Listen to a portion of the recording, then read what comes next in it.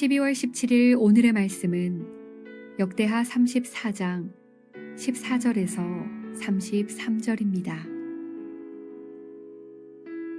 무리가 여호와의 전에 헌금한 돈을 꺼낼 때에 제사장 hil기야가 모세가 전한 여호와의 율법책을 발견하고 hil기야가 서기관 사반에게 말하여 이르되 내가 여호와의 전에서 율법책을 발견하였노라 하고 hil기야가 그 책을 사반에게 주매 사반이 책을 가지고 왕에게 나아가서 복명하여 이르되 왕께서 종들에게 명령하신 것을 종들이 다 준행하였나이다.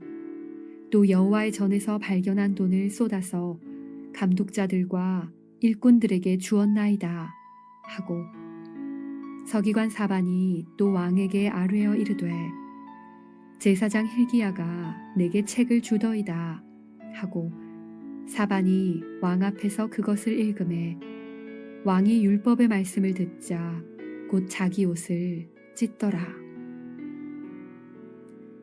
왕이 hil기야와 사반의 아들 아히감과 미가의 아들 압돈과 서기관 사반과 왕의 시종 아사야에게 명령하여 이르되 너희는 가서 나와 및 이스라엘과 유다의 남은 자들을 위하여 이 발견한 책의 말씀에 대하여 여호와께 물으라. 우리 조상들이 여호와의 말씀을 지키지 아니하고 이 책에 기록된 모든 것을 준행하지 아니하였으므로 여호와께서 우리에게 쏟으신 진노가 크도다 하니라. 이에 hil기야와 왕이 보낸 사람들이 여선지자 훌다에게로 나아가니 그는 하스라의 손자 도캇의 아들로서 예복을 관리하는 살룸의 아내라. 예루살렘 둘째 구역에 살았더라. 그들이 그에게 이 뜻을 전하매 훌다가 그들에게 이르되 이스라엘의 하나님 여호와께서 이같이 말씀하시기를 너희는 너희를 내게 보낸 사람에게 말하라 하시니라. 여호와께서 이같이 말씀하시기를 내가 이 곳과 그 주민에게 재앙을 내리되 곧 유다 왕 앞에서 읽은 책에 기록된 모든 저주대로 하리니 이는 이 백성들이 나를 버리고 다른 신들에게 분향하며 그의 손의 모든 행위로 나의 노여움을 샀음이라.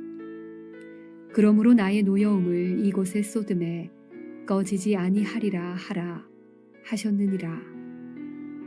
너희를 보내어 여호와께 묻게 한 유다 왕에게는 너희가 이렇게 전하라. 이스라엘의 하나님 여호와께서 이같이 말씀하시기를 내가 들은 말을 의논하건대 내가 이곳과 그 주민을 가리켜 말한 것을 내가 듣고 마음이 연약하여 하나님 앞 곧 내 앞에서 겸손하여 옷을 찢고 통곡하였으므로 나도 네 말을 들었노라. 여호와가 말하였느니라. 그러므로 내가 네게 너의 조상들에게 돌아가서 평안히 묘실로 들어가게 하리니 내가 이곳과 그 주민에게 내리는 모든 재앙을 내가 눈으로 보지 못하리라 하셨느니라. 이에 사신들이 왕에게 복명하니라.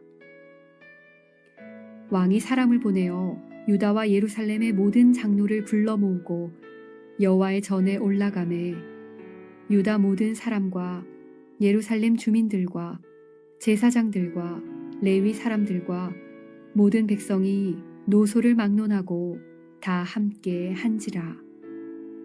왕이 여호와의 전 안에서 발견한 언약책의 모든 말씀을 읽어 무리의 귀에 들려주고 왕이 자기 처소에 서서 여호와 앞에서 언약을 세우되 마음을 다하고 목숨을 다하여 여호와를 순종하고 그의 계명과 법도와 율례를 지켜 이 책에 기록된 언약의 말씀을 이루리라 하고 예루살렘과 베냐민에 있는 자들이 다 여기에 참여하게 하매 예루살렘 주민이 하나님 곧 그의 조상들의 하나님의 언약을 따르니라.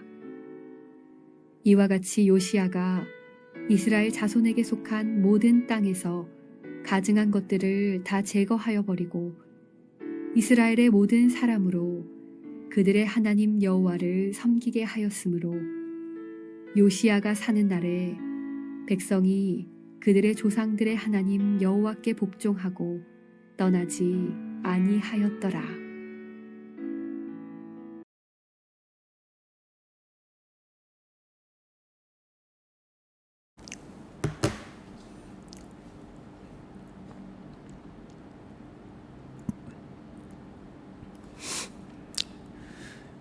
샬롬, 반갑습니다. 오늘은 당신의 성경책은 어디 있습니까? 라는 제목으로 함께 하나님의 말씀 나누겠습니다. 8살의 왕위에 오른 요시야는 하나님 보시기에 매우 선한 왕이었습니다. 이런 요시야 왕이 이스라엘의 신앙을 회복을 시키기 위해서 가장 먼저 한 일은 성전을 수리하게 한 것입니다. 그러던 중에 제사장 hil기야가 헌금함을 발견하게 되고 그 속에서 헌금을 꺼내면서 하나님의 율법책이 발견되게 됩니다. 서기관 사반이 그 율법책을 요시야 왕에게 가져가서 읽어주자 요시야 왕은 자신들이 하나님의 말씀대로 살지 않은 것에 대해서 심판받을 수밖에 없는 이 민족의 현실을 깨닫고 겸손하게 옷을 찢으며 통곡하게 됩니다. 그리고 그 율법책에 기록된 내용에 관하여 여선지자 훌다를 통해서 하나님의 뜻과 계획을 듣게 됩니다. 이에 요시야 왕은 온 이스라엘 백성들을 모아서 그 율법의 말씀을 읽어주고 또 하나님 앞에서 마음을 다하고 목숨을 다하여서 말씀대로 행할 것을 다짐합니다. 오늘 말씀을 통해서 우리가 깨닫게 되는 것은 첫 번째, 말씀에 대한 불편한 진실이다 하는 것입니다. 14절 말씀 보겠습니다. 우리가 여호와의 전에 헌금한 돈을 꺼낼 때에 제사장 hil기야가 모세가 전한 여호와의 율법책을 발견하고 성전을 수리하는 중에 그동안 어떤 의미에서는 이 헌금통이 방치되어 있었던 것 같습니다. 그 속에 헌금이 있어서 끄집어내다가 율법책을 발견하게 되었습니다. 하나님을 사랑한다, 또 하나님께 제사한다고 하면서 하나님의 말씀을 구석에 방치해 놓고 율법책을 잊어버리고도 잃어버린 줄 모르는 그런 마음이 이스라엘 백성들이었습니다. 수많은 백성들이 있었고 제사장과 대제사장이 있었을 텐데 어떻게 이런 일이 일어났을까요? 하나님의 말씀이 없어도 전혀 어색함이나 불편함 없이 도리어 하나님의 율법을 우리가 지키고 읽고 살아가는 게 더 어색하고 더 불편한 것은 아닐까요? 이스라엘 백성들의 이 신앙의 모습이 오늘날 어쩌면 우리의 모습이 아닌가 부끄럽기만 합니다. 일주일을 살면서 하나님 없이 성경 없이 성경 한 장 읽지 않고도 전혀 불편함 없이 살아가는 것이 우리의 일상이다 하는 것입니다. 사랑하는 여러분, 결코 말씀 없는 하루가 없기를 바랍니다. 어쩌면 우리도 성경책이 어디에 있는지 모르고 성경책을 한참 찾다가 그것을 겨우 찾아서 또 교회에 가고 이러고 있지는 않는지요. 결코 주일 교회 올 때 들고 왔다가 일주일 동안 처박아 두다가 그리고 또 찾아서 또 교회 가고 이런 성경이 되지 않기를 바랍니다. 두 번째는 진정한 부흥은 말씀에서 시작된다는 것입니다. 성전 수리 과정에서 발견한 이 율법책을 서기관 사반이 가져와서 요시야 왕에게 읽어줍니다. 그러자 요시야 왕이 어떻게 반응합니까? 말씀에 대한 우리의 반응이 아주 중요하죠. 19절 말씀입니다. 왕이 율법의 말씀을 듣자 곧 자기 옷을 찢더라. 그리고 27절 말씀도 보겠습니다. 내가 이곳과 그 주민을 가리켜 말한 것을 내가 듣고 마음이 연약하여 하나님 앞 곧 내 앞에서 겸손하여 옷을 찢고 통곡하였으므로 나도 내 말을 들으노라 여호와가 말하였느니라. 하나님의 율법의 말씀을 듣고는 겸손하게 옷을 찢으며 통곡했다 말씀하십니다. 옷을 찢었다는 것은 통회와 이 회개의 표현입니다. 왜 그랬을까요? 발견한 율법의 말씀을 듣는데 지금껏 이스라엘 백성이 그 말씀과 전혀 반대로 살았다는 것입니다. 그 결과 지금의 심판을 받을 수밖에 없는 민족의 운명을 깨달은 것입니다. 이게 너무 가슴이 아파서 가슴을 치며 울며 옷을 찢은 것입니다. 여러분, 진정한 신앙의 개혁은요, 겉으로 보이는 여호와의 성전을 깨끗하게 수리하는 것도 중요합니다. 그리고 더 중요한 것은 우리의 심령의 성전을 회복하는 것입니다. 하나님의 말씀을 듣고 깨닫고 심령을 찢으며 통회하며 나아갈 때 진정한 회복이 일어나는 것입니다. 또 뒤집어서 생각하면 내 속에 말씀을 잘 듣고 깨달아야지 심령의 성전에 깨끗하게 할 수 있다는 것입니다. 사랑하는 여러분, 그냥 매주 듣는 설교 말씀이라 생각하지 말고, 또 매일 듣는 새벽기도 말씀이라 생각하지 말고, 또 시간이 나신다면 내가 스스로 성경을 읽으면서 또 발견하는, 나를 향한 그 레마의 말씀을 발견하는 귀한 하루가 되시기를 바랍니다. 기도드리겠습니다. 하나님의 말씀과 하나님께 올려드려야 될 헌금이 성전에 오랜 시간 동안 방치되어 있었습니다. 그것을 백성들도 몰랐고 제사장들도 몰랐습니다. 어쩌면 이게 우리의 모습이 아닌지요. 하나님 말씀 없이도 일주일을 살아가는 것이 전혀 어색하지 않고, 또 하나님께 올려드려야 할 헌금이 우리가 드리지 않아도 전혀 마음에 부담이 없이 살아가는 것이 어쩌면 우리의 모습이 아닌지요.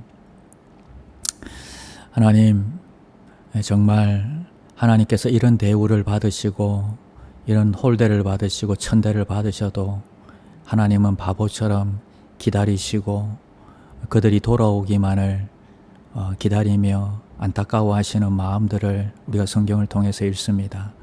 심지어는 그들을 구원하시기 위해서 하나밖에 없는 아들을 보내시고 십자가에까지 매달아서 죽이시는 하나님의 마음을 생각할 때에 이것은 도저히 있을 수 없는 일처럼 보여집니다. 하나님, 그 사랑 앞에 우리가 다시 엎드리게 하시고 우리 자신을 발견하게 하시고 얼마나 우리가 나약하고 얼마나 죄악 가운데 뻔뻔스럽게 살아가고 있는지 깨달을 수 있도록 주님 도와주시옵소서.